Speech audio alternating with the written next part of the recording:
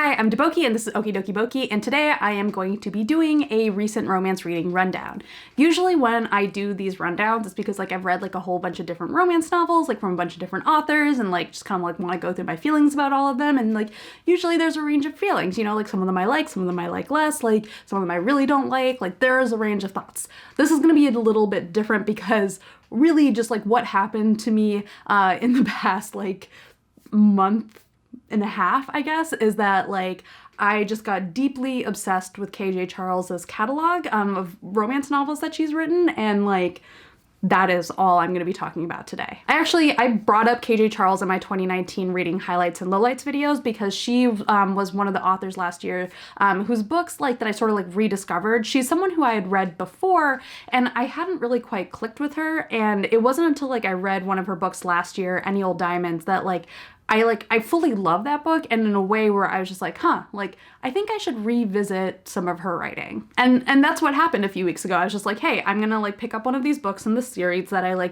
didn't really fully get into, and I started reading that, loved it, decided to read more books, and then kept reading more books, and then just kept going through more until I had read almost all of her books. I think I basically have 3 or 4 of her books left to read, and I don't know how much of this was stress reading of just feeling the buildup to a lot of stuff that is now happening now, where I was just I need this, but I'm glad that I have a few books left because it turns out that things are even more stressful now, and so having those books available to me as an option for future new romance novel experience will, I think, be very, very nice. So for those of you who are new to KJ Charles, she writes queer historical romances. Most of them so far have been male-male, but there's a few featuring women and one featuring a gender fluid character. And to be honest, I'm not quite sure what it was about her books that didn't click with me right the first few times. I think I had read several of her books, and I think maybe what it was is that they were a little insta attraction for me, and sometimes the conflict came I don't know, came on a little too strong for me, but I don't know why. This time around, none of that was an issue for me. And the thing I ended up really loving about her books and really appreciating about them is that Charles doesn't really shy away from addressing the cultural and political forces that have shaped her characters. This is particularly evident in how she treats class. Her books really take on that very rigidly defined class system that has existed throughout English history, and looked at how they would impact her characters. And I think she really takes on a nuanced view. It's never just a singular view from any one character about this is what it means to be in this class, this is what it means to be in that class. These are characters who might be ostensibly of the same class or more similar class compared to others, but they feel very distinctly about their class, rooted in kind of their own personal experiences, which is something that really plays out in an interesting way over the course of series, where it makes the characters feel much more real, it makes them feel much more vivid, and it makes a lot of that overarching kind of tension related to class and politics and all of these issues feel so much more real because it's very much driven by their own individual experiences and perspectives. So honestly, I'm not completely sure what the best way to do this video is going to be, because I feel I kind of just have all of these books to talk about, and I can't talk about every single individual one. So what I'm going to do is I'm going to group them by their series and talk about that series overall. I will talk a little bit about which series are best read in order, and which group of books you can kind of pick out in whatever order you want, and also talk about which books in that series I tended to like more than the others, even if I think that you should read them all. So the first series I'm going to be talking about is the Society of Gentlemen series. This is a trilogy. The first book is A Fashionable Indulgence, the second book is A Seditious Affair, the third book is A Gentleman's Position, and there's also a prequel novella called The Ruin of Lord Gabriel. The Society of Gentlemen is set in late Regency England. It follows a group of friends who are dealing with issues of class and sedition, starting with the reveal that there's the son of radicals who is actually the missing heir to an aristocratic name slash fortune. This series ended up being the first series in my recent marathon that I decided to visit. I had actually read the third book in this series before, A Gentleman's Position, which is about Lord Richard Vane and his valet David Cyprian, who are secretly in love with each other, but the Lord is like, I'm your boss, this is not a good idea, what is consent in this situation where you clearly are in a very bad position if anything goes wrong with this relationship. And Cyprian is like, I know that, but also let's be humans and talk this out. You know, like there's a lot of that. And so the book is basically about them figuring out that conflict along with some other shit that's gone down rooted in the previous books involving the other characters. So this is the last book in the series. And like sometimes in romance, that's fine. I have picked up many series where I've been like, that summary sounds the most intriguing to me. I am going to read that book and you know, you're fine. But this was not really one of those series. And I didn't realize that until I revisited it this year. So when I did revisit it, I didn't actually do this correctly. Like I didn't go back to the beginning. I actually went to the second book because KJ Charles had been tweeting about it. She'd been tweeting about A Seditious Affair, which is about an official who works for the Home Office. His name is Dominic Frey, and he's been having this like secret anonymous affair with a guy named Silas, who he eventually realizes is a radical bookseller who he should technically be arresting. And there's this like very deep connection to like major historical events in this book, and she was tweeting about that, and the way she was tweeting about it made me intrigued to pick it up and see kind of what this book was actually grappling with in terms of that history, in terms of those specific tensions. And it also ended up being a really good read. Like I really loved reading it. I really loved the way that Dominic and Silas were working through a lot of these very tough issues. And it wasn't a book that just kind of like tried to hand wave away just how tough of a situation they're in personally. And it also made me realize that like these books have very intertwined plots. Like there was a lot from the third book that was rooted in stuff from this book. And there was clearly stuff in this book that was rooted in the first book. And I was like, oh shit, like that's why I didn't fully get the third book, because there's just like all of this conflict rooted in stuff that I just like have zero investment in because I haven't been following these characters for long enough. I ended up loving the whole series, but I think A Seditious Affair is actually my favorite because of the way that that tension between a lot of these ideologies is playing out, but I highly recommend the whole series. But just to note that, just in case this is something you want to keep an eye out for, A Seditious Affair does deal with a dominant submissive relationship. And while it's not necessarily something that I think is like overpowering the way that it can be in other books, it is a through line of the characters' relationships. So if that's something you don't want to read, that will be something that you might want to avoid. The next series I'm going to be talking about is the Sins of the Cities series. So the main books in this are An Unseen Attraction. That's the first book. Next is An Unnatural Vice. And then the last book is An Unsuitable Heir.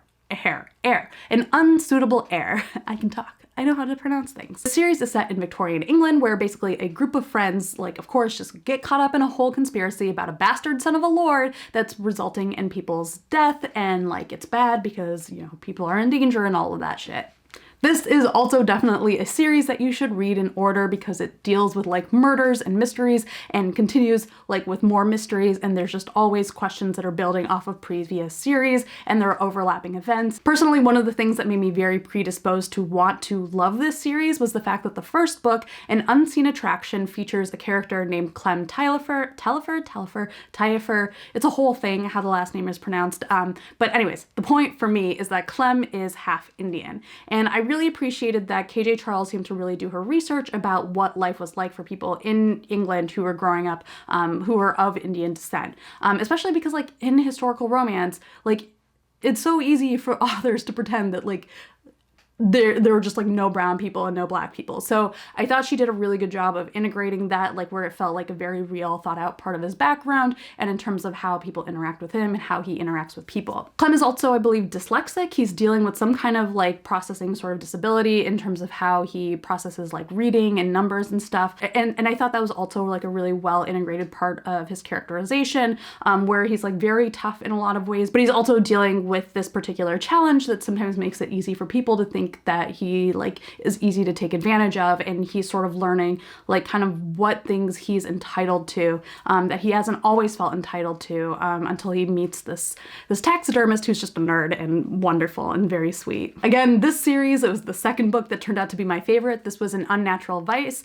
So this book is about a journalist named Nathaniel Roy who is trying to expose Justin Lazarus, a very scammy and like self-centered medium, only they end up having to like team up and work together because like Lazarus has gotten involved in some of the mysteries that Roy and his friends are trying to deal with, and so they like have to do this basically to save their asses.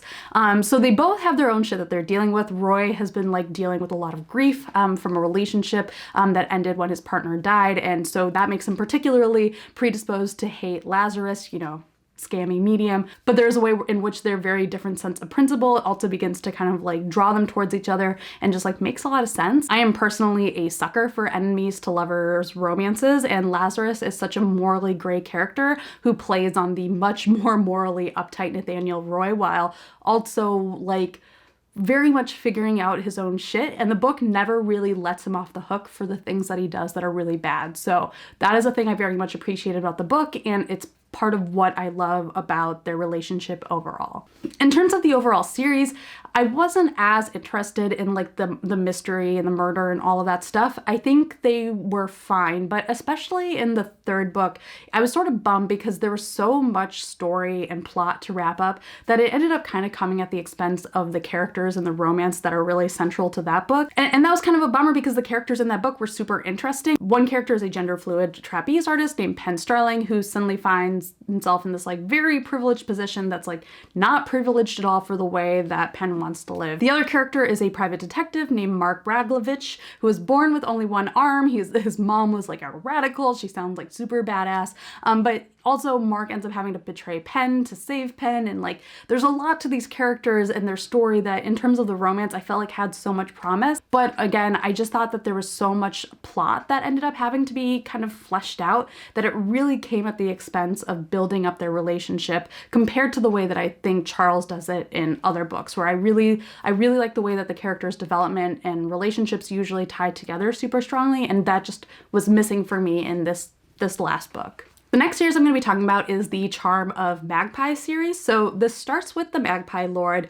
The next book is A Case of Possession, and then the third book is Flight of Magpies. There's also like a few other books set in this world, and I read one of them. I read Jackdaw, which follows some other characters, and I'll explain kind of their connection a little in a bit. So this is a fantasy series set in Victorian England. That first trilogy I mentioned follows Lord Crane, who grew up an aristocrat until his dad basically like kicked him out and like just literally shipped him off to China. And so while he was there, Lord Crane became a smuggler, except now he has to come back to England to deal with the death of his older brother, which leaves him the new lord in charge, except that he's also dealing with a curse that is like trying to get him to kill himself. To deal with this curse, he ends up calling on Stephen Day, a practitioner who is super powerful, very short, but more importantly, very magical and all that. Even more importantly, Day has grown up with a huge grudge against Crane's family because Crane's dad and his older brother were basically evil incarnate and like ruined like Day's family along with like a lot of people. So that trilogy follows them and their relationship as they deal with blackmailers and the institutional failing of magic in England, because of course. And then Jackdaw, that other book that I mentioned, follows Jonah Pastern, who also has magical gifts, and he shows up in the last book of that trilogy.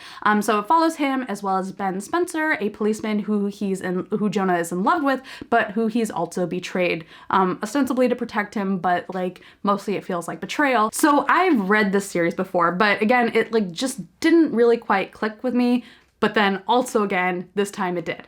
Lord Crane has this like super complicated relationship with his family history, but he's also just like so self-possessed and arrogant, and like I guess I kind of like love reading that. Like arrogant in like the best way, like arrogant for good. I'm always pro, well, not always pro. There's a line. I don't like house type characters like House MD. Like I don't want that kind of arrogance, but this where you're willing to like deal with an injustice by just being like slightly dickish, like that's the kind of arrogance I like. But Stephen Day and like his over identification with work like definitely really hit a very sore spot with me, but like in the perfect way in this series. This is also a series that has like mystery built into it, but compared to Sins of the City, the mysteries here felt a little bit better paced out, and I think that's partly because this is a trilogy that like follows one couple over like a very extended period, like over the course of the series. So it gives more time for their relationship to build up. Jackdaw, that like spin-off book, I guess, was a little bit harder for me. I didn't quite get as into it. The book is told from the point of view of Ben Spencer, the betrayed policeman, which I I get the choice, but it was a little bit tough as well because the real like character development in the story is in Jonah Pastern, like the magic thief guy. He goes from being like super self-centered, but like from a place of like he doesn't think that he can depend on anyone, and he's like learning that like over the course of this book that actually by trying to solve everything on his own, he's actually hurting the people that he thinks he's protecting. That is like a really interesting character arc to go through, but we really only see it from Ben's eyes, and so it just felt like there was a whole part of this book that to me as the reader was like missing from what I actually kind of like wanted to experience and like what actually felt substantial in the book. The next two books are like very loosely connected. I'm just calling them like England house mystery type books. These two books are Proper English and Think of England. They're both set in Edwardian era England. They're loosely connected, like there are characters from Proper English who show up in Think of England, which takes place later, but they're not connected at all in terms of like the story. Like you really don't need to have read one to get the other. Proper English is basically like a good old-fashioned house party murder, like in terms of like, you know, like that kind of like Agatha Christie type thing where like everyone's in a house and you know someone killed the person. Now you just gotta narrow down who. So this book stars Patricia Merton, a champion sharpshooter and just like all around badass, and then Fenella Carruth, a social butterfly who is engaged to Pat's best friend. So like technically not really like a person that Pat should be into, but that she's also kind of into. Think of England is about a veteran named Archie Curtis who is trying to uncover a conspiracy that killed many of his friends, which of course leads him to a house party because like why the fuck not, as well as to a poet named Daniel De Silva. I do want to note here that Think of England does involve Archie kind of like coming to terms with his own sexuality, which also involves him having to deal with his own internalized homophobia. And there are characters in this book who use anti-Semitic language and imagery as they're talking about Daniel De Silva. The book itself clearly contends that, but that language is in there. These were both deeply fun books. Proper English was a little bit tough for me just because like the two characters are so sweet and reasonable, and like I like a little bit more angst to it, but it is like a wonderful, delightful historical, and the conversations between Pat and Fen are so great because like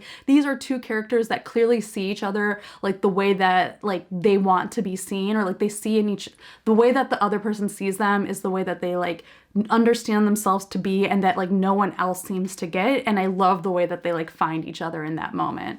Think of England, also a lot of fun, and it has all of these great twists that take you through like mystery and espionage and government conspiracy, but like from the comfort of a house party, because of course. But also Archie definitely goes on a journey in this book thanks to his dynamic with De Silva. Like he starts out as sort of like the stoic, independent soldier type, but like as the situation brings him into some really uncomfortable truths about people he's known as well as himself, like he opens up in a really different way. And like De Silva is basically acting like this cocky little shit who's like also definitely hiding his own secrets, but as they become more entangled with each other, they like learn how to balance their skills, how to set aside their egos. They like also very much see each other, and it's great. Like honestly, I want more from like all of these characters. Like I want like Archie, Daniel, Fen, and Pat to like all team up again. Like I would be so pro the house party that they throw. That would like definitely have body count, but be such a fun read. Okay, so the next book I'm going to be talking about is Specter Dial, which is part of KJ Charles's Green Men world. And this is the only book I've read from that world. I do have another one of the books in it. I think Specter Dial was supposed to be part of a series, but it looks like the rest of the books just like haven't been written. It seems like it's incomplete, and I'm not sure on whether or not like she ever intends to revisit this world. So I'm just going to talk about this super quickly.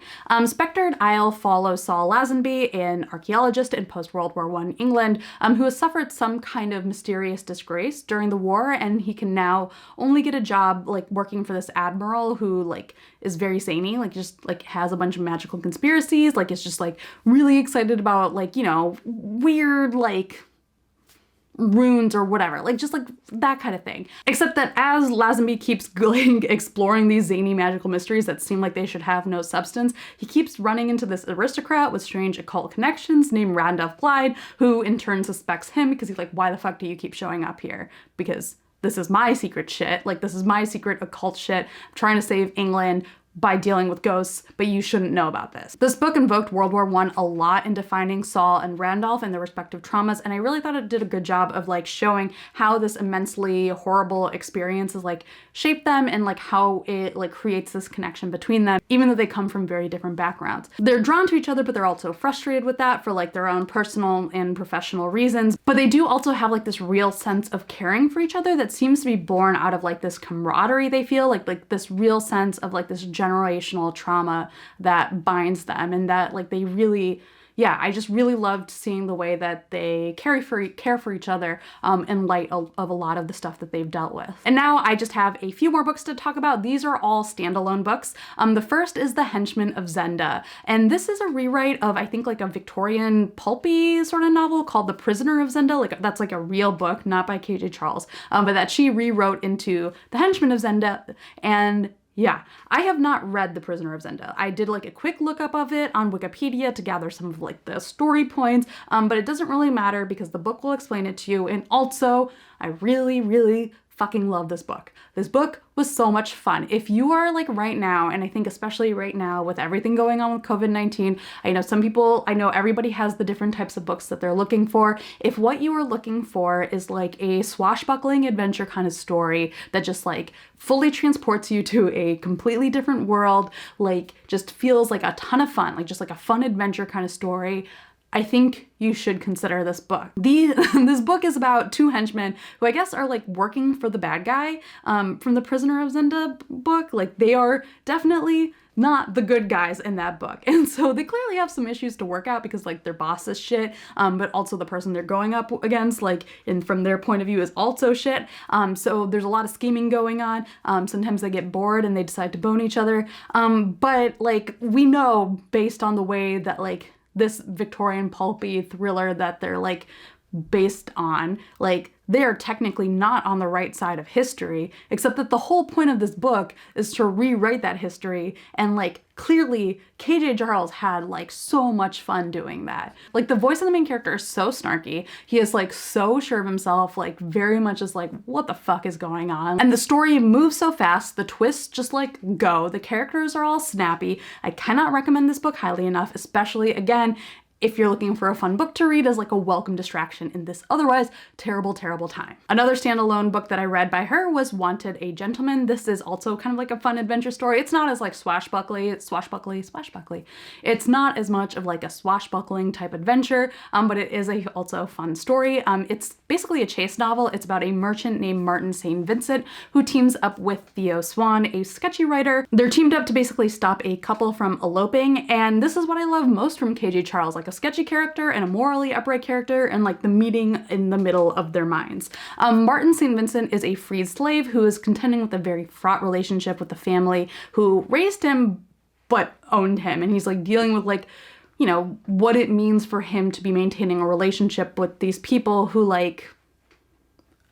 owned him, right? And who treat him as if he owes them something even though they owned him. And meanwhile, Theo is coming to terms with like his own shortcomings and failures, as well as like crushing debt that is like forcing him to do work that he doesn't actually want to be doing. This book felt a lot like a buddy cop movie, except like not cops, and I don't know if they're really buddies, but it kind of has that feel like they're teamed up and they gotta stop this thing from happening. So if you're looking for like a standalone KJ Charles book to read, then this I think ticks a lot of the boxes that her other books do without requiring you to read other books in a series. And the last book I'm going to be talking about is The Band Sinister. This is set in the Georgian era. It features a hero named Guy Frisbee who is just trying to preserve what little home and dignity he and his sister have, except that she's a headstrong writer of Gothic fiction. She publishes anonymously, but she gets herself stuck on the estate of their neighbor, Sir Philip Rookwood, a scandalous figure whose family has had like a very bad history with Frisbee's own family. And so to help his sister, who ends up getting very badly hurt on the estate, Frisbee ends up drawn into Rookwood's circle of friends, which of course leads to more things like romance. This was also a very delightful novel. I think like where like The Henchman of Zenda has very much like that voice and tone down for an adventure novel,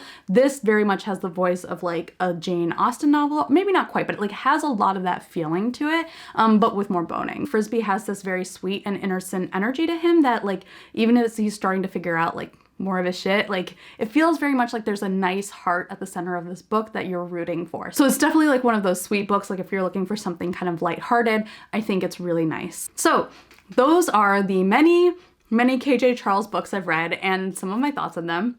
I kind of feel like I just like threw a whole bunch of titles at you at once, which I guess I kind of did. And it might have been a lot of words, and I don't know like how helpful this was because I wasn't able to get into each book individually without, again, this becoming like a 3-hour video. Like here's like maybe like my sort of like where to start if you're trying to figure out where to start with KJ Charles. So if you're looking for like a fantasy series to get into, I think the Charm of Magpies series is great, especially if you love getting to read a couple over multiple books. So you get to see them not just like getting together, but like how they function together as a couple, which is the thing that I always love. Like, show me couples engaging with the practical bullshit of daily life. What I want is a romance novel about couples doing their taxes together. If you're looking for a good angsty historical series to get into, I think A Society of Gentlemen is my favorite KJ Charles series overall, and I really like the way that it weaves in all of this history. I really learned a lot while also enjoying the fictional world that KJ Charles built around this history. My favorite standalone novel is The Henchman of Zenda because it was just like a fucking blast to read. So like that is the one that like if you just want one book, one and done, like that is the one that I recommend. But I did also love Think of England, which I guess is technically not a standalone because like it's looped in with proper English, but it is standalone in the sense that you can just read it. So yeah, those are the books. So obviously I can't sit here and say like, you know, like you can pick up any of her books and you'll immediately love them because like that wasn't my first experience. Like I had read several of her books and they were not necessarily books that I really enjoyed. And so whatever it is, I'm really grateful that I got to a place that this time around, I really love them because it just made me so happy to have these books to read at the end of the day. Like, I cannot stress enough, like, how awesome it was to have this author's whole catalog to work through where, like, I finished one book, loved it, and was just like, I want the next one. I want to read it. You know, like that was just a really good feeling, and it's always nice to find an author who you click with that way, even if it doesn't happen the first time around. So I hope you guys do love her books. I hope this video was helpful for you.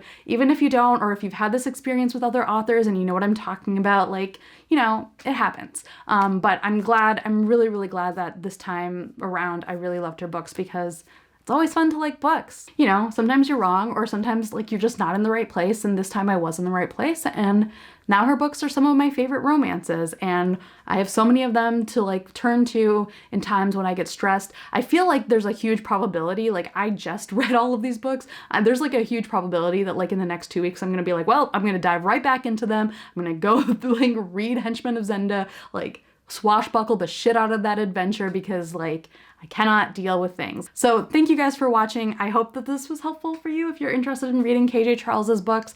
Let me know like if you've read her books, what you thought about them. If you're still not sure what you want to read out of this long list of books I talked about, let me know kind of like what books you normally read in terms of romance or maybe outside of romance, and I can point you to the right series or the right book to start with KJ Charles. So thank you guys for watching, and bye.